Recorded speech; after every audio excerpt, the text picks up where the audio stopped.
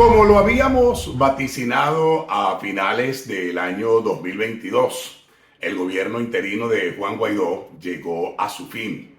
Los partidos del denominado G3, Acción Democrática, Un Nuevo Tiempo y Primero Justicia, pues decidieron ponerle fin a la presidencia encargada de Juan Guaidó, quien, como es bien sabido, estaba al frente del gobierno interino y de la presidencia encargada desde el mes de enero del año 2019.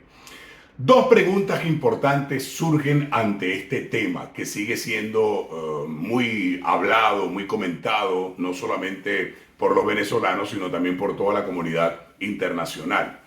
La primera pregunta es ¿por qué los partidos del G3 decidieron ponerle fin al gobierno interino de Juan Guaidó? Y la segunda interrogante, ¿la desaparición del gobierno interino de Guaidó le hace bien a la oposición venezolana? ¿Le hace bien a la democracia venezolana? ¿Ayuda la desaparición del gobierno interino de Juan Guaidó a la lucha que los venezolanos mantenemos desde hace muchísimo tiempo contra la dictadura de Nicolás Maduro? Son algunas de las interrogantes que están allí. En respuesta a la primera pregunta, podríamos decir que los partidos Acción Democrática, Un Nuevo Tiempo y Primero Justicia decidieron ponerle fin al gobierno interino por un tema fundamentalmente relacionado con el poder. Sí, poder. Para nadie es un secreto que los cuatro partidos que integraban lo que antiguamente se llamaba el G4 y que decían estar unidos, juntos, siempre habían estado peleando por el poder, se habían estado disputando las posiciones de poder y esa pelea se había acrecentado desde el año 2020, en el cual los partidos mostraron su intención de no querer repartirse ni el poder político y por supuesto tampoco el poder económico. Los partidos AD, Un Nuevo Tiempo y Primero Justicia se quejaban por el hecho de que Juan Guaidó y su partido Voluntad Popular tenían 4 años ejerciendo la presidencia de la Asamblea Nacional y con ella la presidencia interina o la presidencia encargada. Esto a pesar de que, según el acuerdo que habían firmado estas organizaciones integrantes del G4 en el 2015, establecía claramente que cada uno de los partidos políticos solo podía mantener la presidencia de la Asamblea Nacional por espacio de 1 año. De acuerdo con el pacto firmado entre los miembros de lo que se llamaba el G4 en diciembre de 2015, después de haber ganado las elecciones parlamentarias, establecía que en enero de 2016 y durante todo el año 2016 la presidencia de la Asamblea Nacional la asumiría Henry Ramos Alup de Acción Democrática. En enero de 2017 la presidencia de la Asamblea Nacional, de acuerdo con el pacto, le correspondía a Julio Borges de Primero Justicia. En 2018, el acuerdo suscrito establecía que la presidencia de la Asamblea Nacional le correspondía a Omar Barbosa, de Un Nuevo Tiempo. Y en 2019, la presidencia de la Asamblea Nacional le correspondía a un dirigente de Voluntad Popular, que en este caso recayó sobre el diputado Juan Guaidó. Pero en el año 2018 ocurrió un hecho sobrevenido.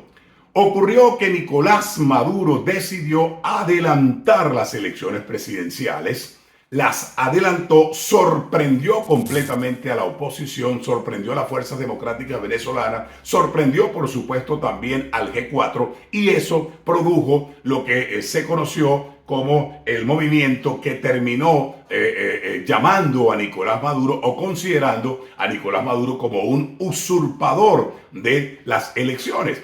Todos conocemos exactamente qué pasó en 2018, en mayo de 2018, Maduro adelanta las elecciones, se hace un proceso electoral totalmente fraudulento, la comunidad internacional desconoce el proceso electoral mediante el cual Nicolás Maduro se reelige como presidente. Por supuesto, a lo interno, los partidos del G4 y las fuerzas políticas tampoco reconocieron a Maduro. Más de 60 países del mundo, entre ellos Estados Unidos, desconocieron el resultado de ese proceso electoral, y esto produjo evidentemente un barajo completo de lo que era la política en Venezuela. Desde mayo de 2018, obviamente los partidos políticos opositores en Venezuela tildaron a Nicolás Maduro de usurpador, y surgió entonces la teoría, la tesis de que si había un usurpador en la presidencia de la República, inevitablemente había que nombrar a un nuevo presidente de la República. Fue así como llegamos a enero de 2019, y tras haber sido juramentado como presidente de la Asamblea Nacional, el diputado Juan Guaidó se proclamó como presidente encargado de la República Bolivariana de Venezuela. Pero se suponía que la presidencia encargada de Guaidó solamente duraría un año, todo el año 2019. Surgió aquella frase, aquel latiguillo, aquel eslogan, ¿verdad?, de cese de la usurpación, gobierno de transición, elecciones libres. Y se suponía que ese proyecto y que ese proceso político debía cumplirse durante el año 2019. No ocurrió así.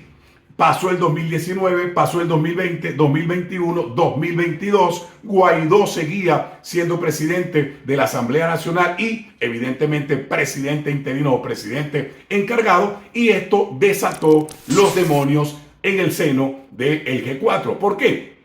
Porque los partidos del G4, AD, PJ y Un Nuevo Tiempo, sostenían que Voluntad Popular ya había cumplido el tiempo en la presidencia de la Asamblea Nacional y que la presidencia de la Asamblea Nacional le correspondía obviamente a otra organización. Si a eso se suma la puja, el pleito, la pelea por los recursos, el presupuesto, las posiciones que debían ocupar algunos actores políticos, obviamente se entiende que desde el año 2020, finales de 2020, ya esa unidad de lo que se llamó el G4 se estaba resquebrajando, hasta que llegó la gota que derramó el vaso justamente a finales de 2022 y a comienzos de este año 2023.